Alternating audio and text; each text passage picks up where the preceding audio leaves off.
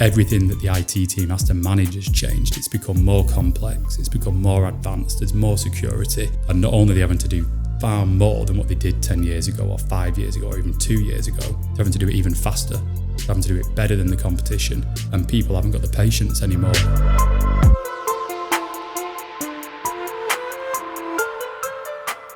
Aaron, welcome to the team. Pleasure to be here. What's this idea of the now economy and its impacts on IT departments? Just give us a flavour for how it started and how it's changed based on how that landscape outside of work has evolved. I've often been asked by people I've been talking to, why is it becoming more difficult for us to provide good service as an in-house IT team?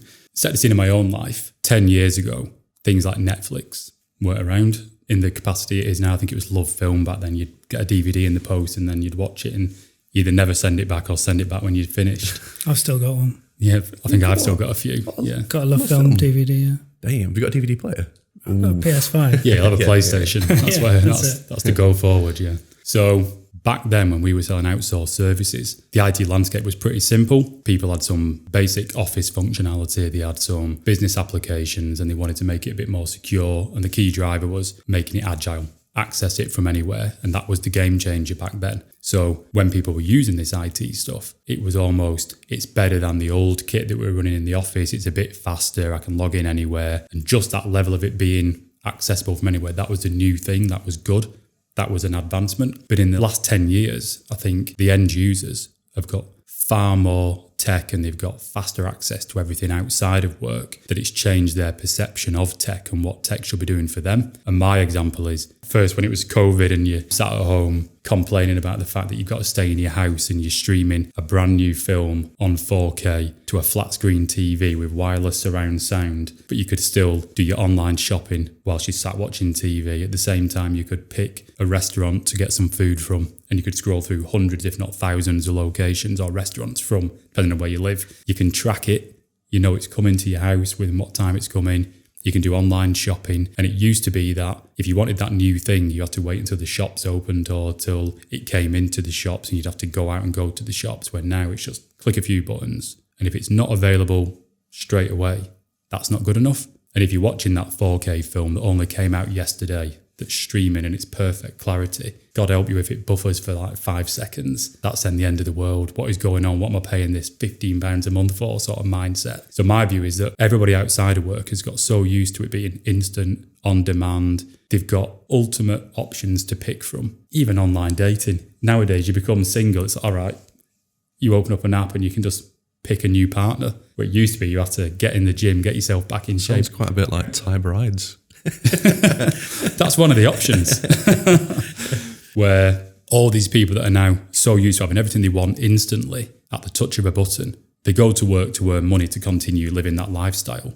And when they come into work, if the tech isn't good enough, if they're having to click more buttons, if they're having to wait for things to load, if they have an issue and people aren't responding to them straight away, it's just completely unacceptable. So the challenge I think we've got not only is the perception of an end user being slightly skewed by the fact people like Netflix and Amazon and all these other people have really raised the bar in regards to customer service and expectation, and they've invested massive amounts to do it. Your traditional in-house IT team, not only do they have to keep up with that level of service, but also the actual technical landscape's changed. When I said at the start, it was easy 10 years ago, basic office, a few applications, bit of security. Everything that the IT team has to manage has changed. It's become more complex. It's become more advanced. There's more security. And not only are they having to do far more than what they did 10 years ago or 5 years ago or even 2 years ago, they're having to do it even faster. They're having to do it better than the competition. And people haven't got the patience anymore. So it's just the slightest defect or slowdown in response, people aren't happy with it. So I think there's a few things to think about. For me, it's the kind of educating users that all this stuff outside is great and it's instant, but people like YouTube and Uber Eats and Netflix, they've got some pretty big budgets and they can afford to invest in getting these things to be instant, where when we're dealing with our in-house IT function, it's not the same, but it is a challenge. And I think there are options out there, but that's part of my story. I do remember, when we started the company 7 years ago, everything was pretty basic. It was I want a remote desktop. I want to load Sage. Everything's pretty straightforward. And now it's I want to do this, video editing. I want to watch live streams. I want to watch Zoom calls. I want to join Zoom webinars. I want to host Zoom webinars, all inside of like some form of remote service. Or I want my SaaS apps to load instantly. I want to do new releases instantly. And yeah, and then they want to be flexible, agile, adaptable, like all the big boys. And that's like our challenge as techies, is to bring that to life. And that's where we get to play lots of cool stuff. What effect do you think the sort of instant tech that you're talking about has on like recruitment? Could you sell your company to potential employees saying that, you know, our systems, they work this much faster than other companies? I think you can, but I think it's more of a, turn it around a little bit, it's almost a concern if the candidate comes in and asks you what your systems are and how you operate and what type of kit do I get. I can imagine that, especially the younger generation, they're going to come in, they're going to ask, what type of device do I get given to do my work? One of my contacts, he provides a lot of end user devices, and he said he's seen a big shift in the last couple of years that people have bought and invested significantly in laptops because of lockdown and home working, and that investment that would normally last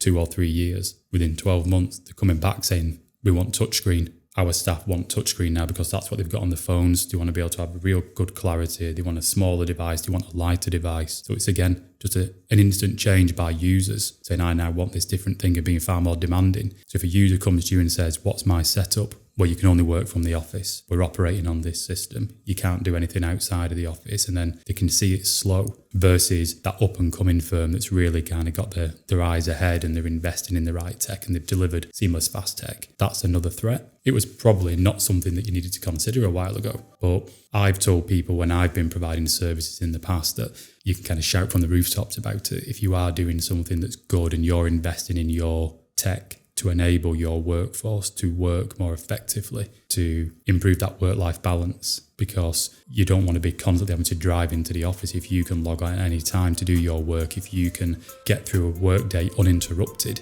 you'll feel that you've been more productive. You don't want to think, I've got to deliver X amount of hours worth of work to feel satisfied.